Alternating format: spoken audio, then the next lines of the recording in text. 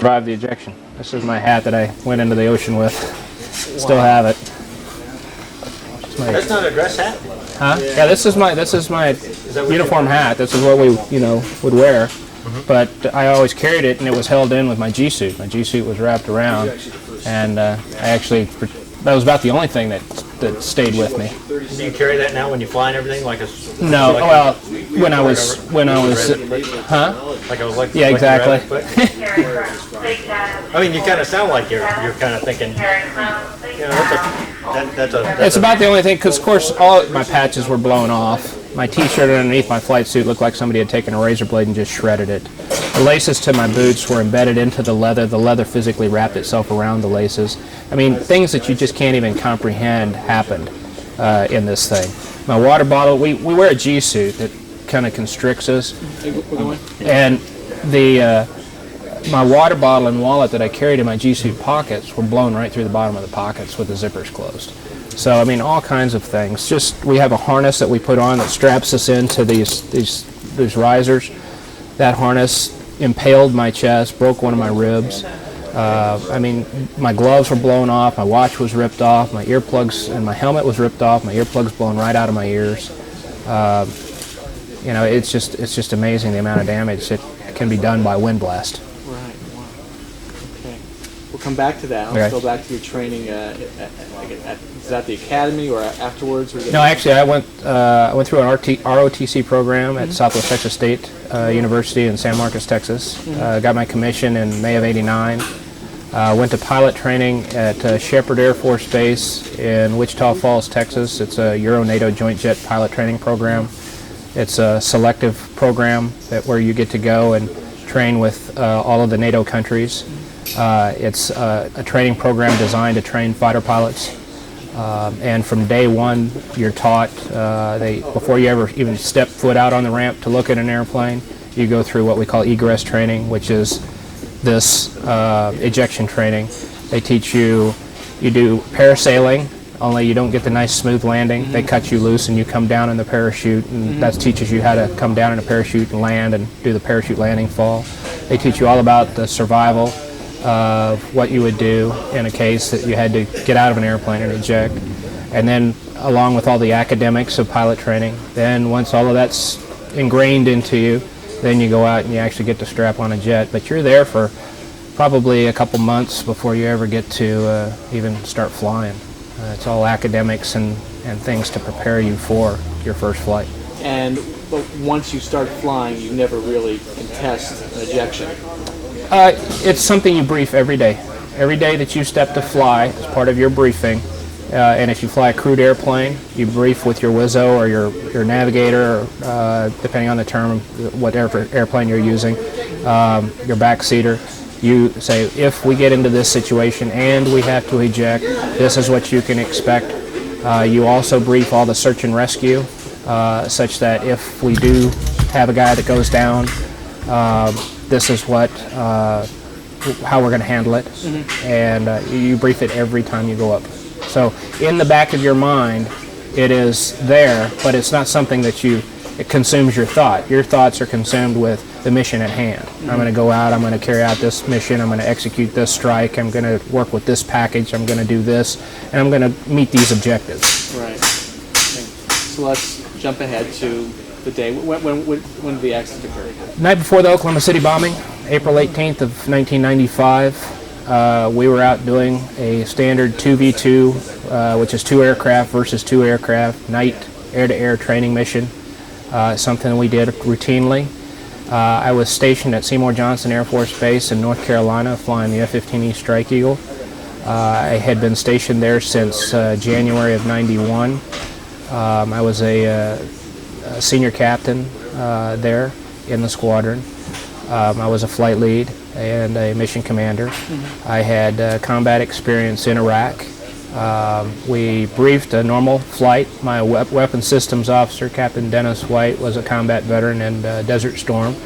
He had experience not only in the Strike Eagle but also in F-4s, which is a previous type of aircraft. We briefed with our 3 other aircraft crews that we were going to go out and do a standard night training mission. We got out, we took off, everything was normal. We went out to a tanker, terms we use, we went out and hit a tanker. We don't physically hit it, we go make contact and get gas, air-to-air refuel, and then we went out over the Atlantic to do our training missions. We did a lot of work out over the Atlantic because you don't have the commercial airliners, you don't have the airspace to worry about, you can go supersonic, you can train like you would normally fight. Right. And that's what you like. You like more the most realistic training that you can get. We were in our third engagement.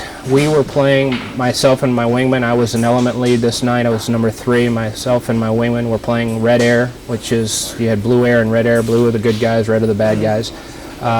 Where my wingman was close aboard. We were flying into as a formation at a predetermined range. I was going to go into a 360-degree turn. My wingman was going to go in another 5 miles and what we call a beam maneuver, turn 90 degrees for 30 seconds and then come in. They're basic radar presentations at night. Mm-hmm. You don't do anything extreme at night, especially out over the water where you have no horizon, no city lights to be able to tell you what's up and down. You rely exclusively on your instruments. We got about 100 degrees through the turn, 90 to 100 degrees through the turn. We started hearing wind rushing over the canopy. We started this maneuver at 24,000 feet and 400 knots, which is about 450 miles an hour or so. 1.2 miles per hour equals 1 knot, so there's a conversion there. But we started through the turn, we started hearing wind rushing over the canopy, and I'm thinking, you know, this usually happens about 550 knots, not at 400. And so I'm asking my wizard, what's going on? At the same time, I'm bringing up one of our displays that tells us our attitude information, what's up, what's down, left, right. And when I looked at that, I'm looking at that and I'm looking at my heads-up display, I'm seeing a conflict of information. One is telling me I'm in a 60-degree bank turn at 24,000 feet. My other is indicating that I'm pointing straight at the Earth. So now I have a limited time to be able to determine which one is telling me the truth.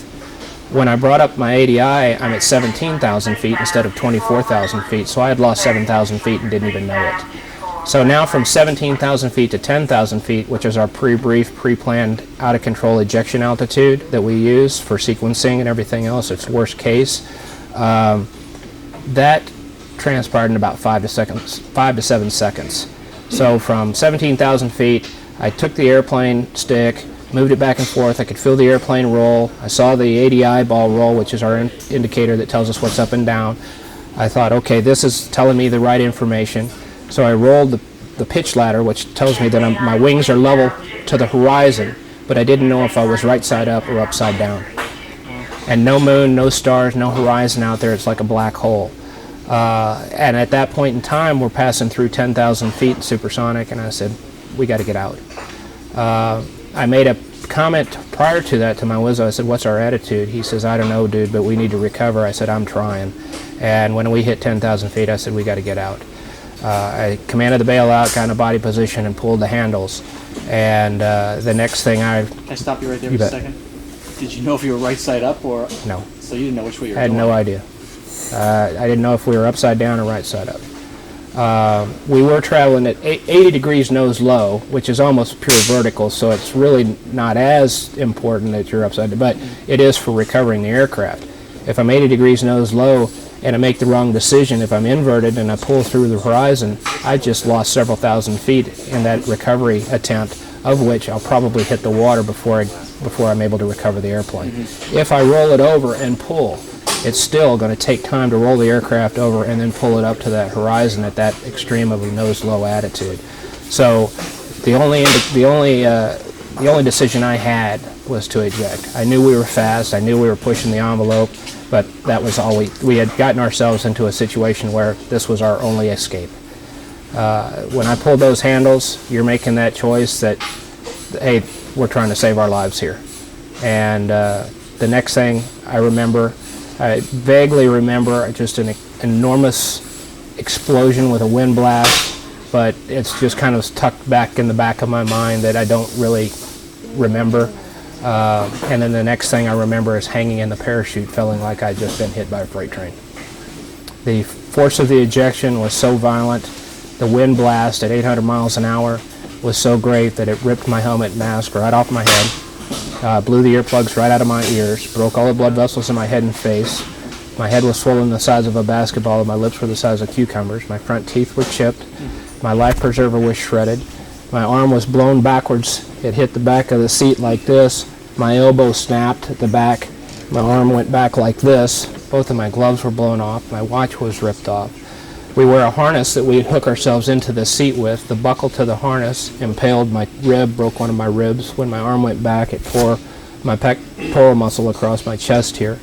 My legs, when you get in a body position, you pull your arms in, you pull your legs in, you put your head back against the back of the seat. You try to get yourself all in the confines of this seat, and you just pull. You pull these handles back. These handles come up about 45 degrees, and they're designed to protect your legs. Well, at that force of that wind blast, my right leg snapped this ejection handle off. These retaining bars down here at the bottom are also designed to keep your legs within the confines of the seat, but at that speed, my leg hit that bar, bent that bar out like this. Now my leg goes over the top of the jagged part of this handle. It gashes the back of my leg open. My leg goes out into the windstream and just starts flailing. This leg... Oh, okay, go ahead, I'll get it. I know how to do it. Okay. My left leg took this bar and it bent it out about 45 degrees, about out to here, and then my leg couldn't go out any further. Right here at the bottom part, my leg snapped. Broke my leg out, and my foot got out into the windstream and started spinning around in circles. So now I'm hanging in the parachute, kind of like a rag doll, just feeling totally exhausted. As I'm coming down, I know that I have just ejected. I can hear the parachute ruffling above me. I can feel the cold night air on my face. I immediately go back into my training mode of, I got a post-ejection checklist that I have to go through, and that's checking my canopy. Well, I know that's working. My visor and mask, well, I don't have to worry about those because they were all ripped off with my helmet. My seat kit, when we strap into this, these buckles right here on either side, they strap into these little receivers on either side. Then you cinch this down, and what this is hooked to is the seat kit up underneath that I'm sitting on. And in that, there's a one-man life raft, and there's also a survival kit. So when you come out of the seat, it's designed to pull that all apart. It separates the survival kit, it pulls the one-man life raft out, and it all deploys on these lanyards. There's about a 12 to 15 foot lanyard, your one-man life raft, about another 12 to 15 foot lanyard, and your survival kit. So as I'm going down through my checklist, a part of that is to grab the handle and make sure that is deployed. Well, it had automatically deployed. So then I went up to try to inflate my life preserver because I know I'm going into the ocean.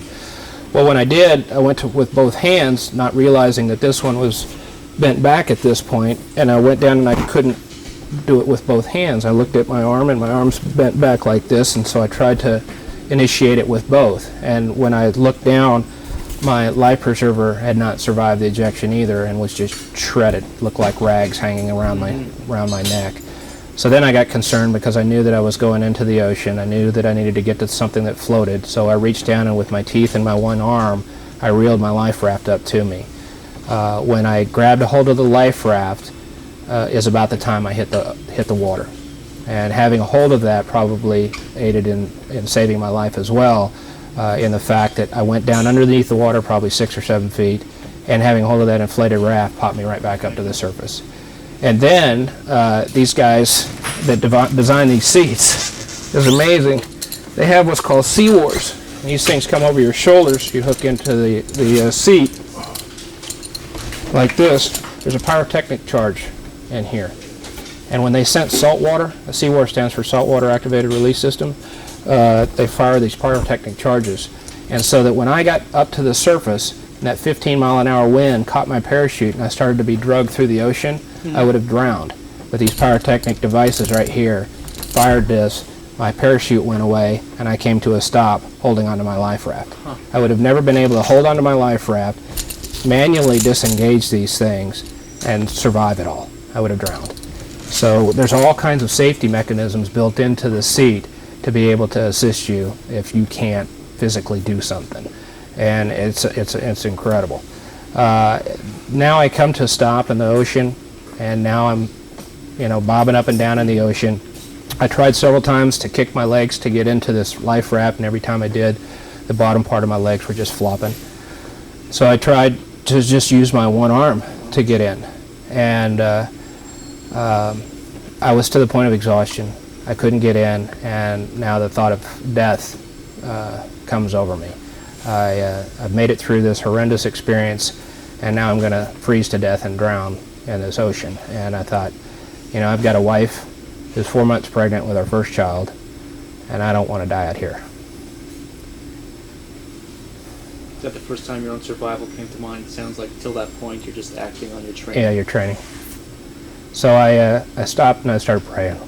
I said, God, I got a wife and a baby I need to see be born. I got to get in this raft. I tried one more time, and in the raft I went. My leg from the knee down was still hanging over the side of the raft, and my foot was turned around backwards and folded up underneath me. My arm bent back like this, and all I could think about is how much I must look like Gumby out here. So I grabbed my leg and I heaved it in. It went from 90 right to 90 left, and now it's resting across my other leg. And so I shove it down on the base of the raft. I pull my leg out in front of me, and I bring my arm out in front of me like this, and said, okay, now I can live out here looking like this. And at that time, I could feel myself starting to go into shock. Then training kicks back in. I reached down to get my water bottle out of my G-suit pocket to treat myself for shock. Well, when I stuck my hand down into my G-suit pocket, my hand went all the way down through the bottom of the pocket. My water bottle had been blown right through the bottom of the pocket with the zippers closed. So then I thought, oh my gosh, I carry my wallet in my other pocket. So I reached down in my other pocket to look for my wallet to see if it was there. Of course, it was blown through the other pocket as well, and then I started thinking, oh my gosh, I got to cancel credit cards, I got to get a new driver's license, what a pain this is going to be. And because now I know I'm going to live, and now I got to hassle with all of this stuff. So then I put that out of my mind. I thought, okay, I got to get to some water. I reel in my survival kit, break it open. I had to do everything with my one hand and my teeth, so I break open my survival kit, reach in, grab my water packs that are in there, break them open, treat myself for shock, and immediately felt 100% better. I spent the next basically three and a half hours out there doing things to survive the night. I thought that I would be out there throughout the night and into the next day before they found me. The way the life raft is designed, there's three basic parts to it. There's the main donut ring that automatically inflates with a CO2 bottle. There is the floor that you have to manually inflate, and then there's a spray shield which you can inflate that comes up over the top of you that keeps the elements off of you, keeps the wind and the waves, and keeps you from going hypothermic. So my big event was to manually inflate the rest of this life raft. So in my struggle to get into the life raft, I had crawled in, and the spray shield had folded itself over onto itself, velcroed itself shut. I'm sitting on top of it, and all the inflation tubes are underneath. So I have to work my way down through the velcro, open it up all the way down to my feet and all the way up underneath my butt as far as I can, pull the material out on both sides until I could get to the inflation tube.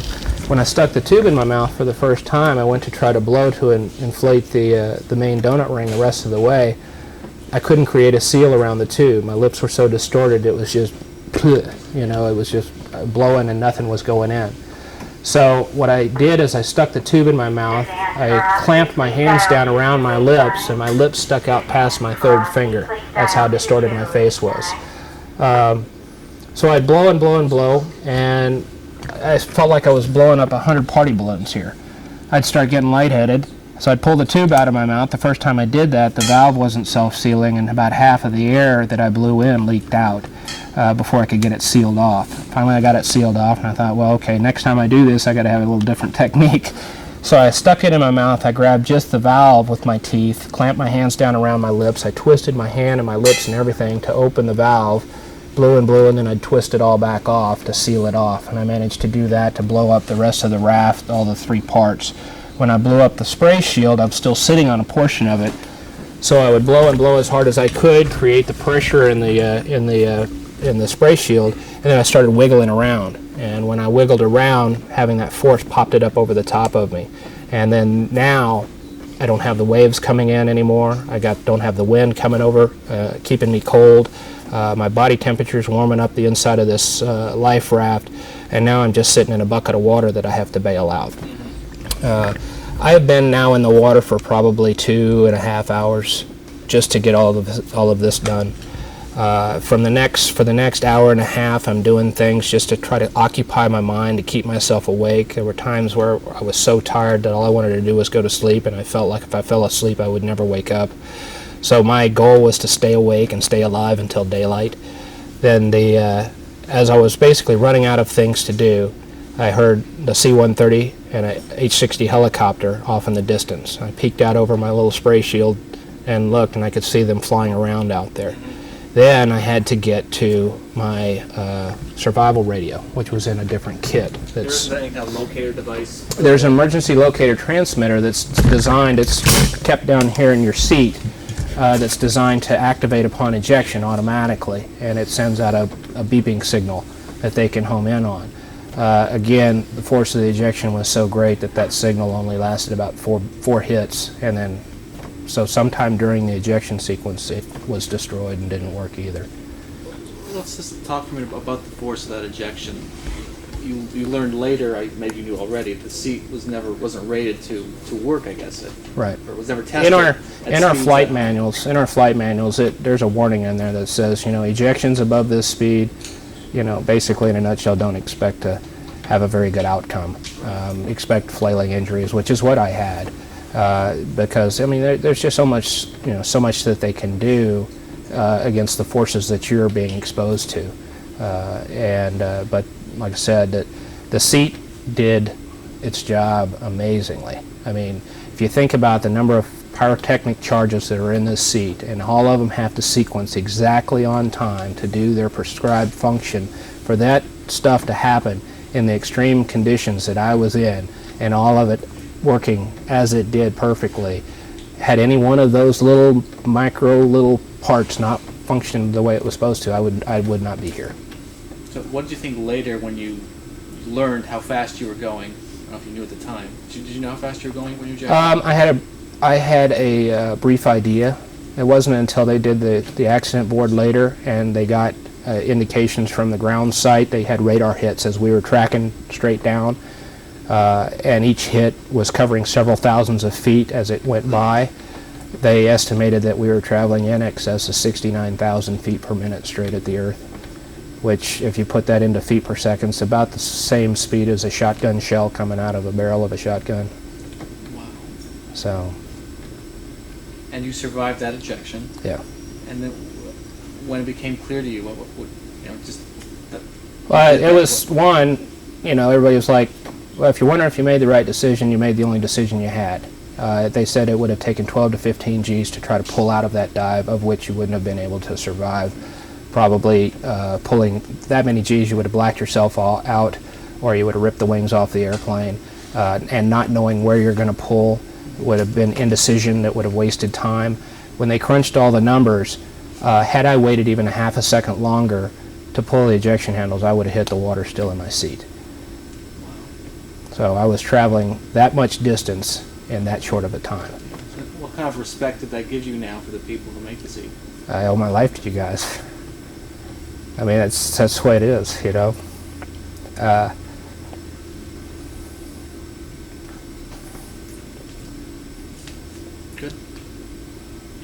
didn't ask him what broke on the airplane, and what do you feel about the guy that made that? No, never mind. No. There's this little thing that they had. They were supposed to do this, and went like this. Thanks.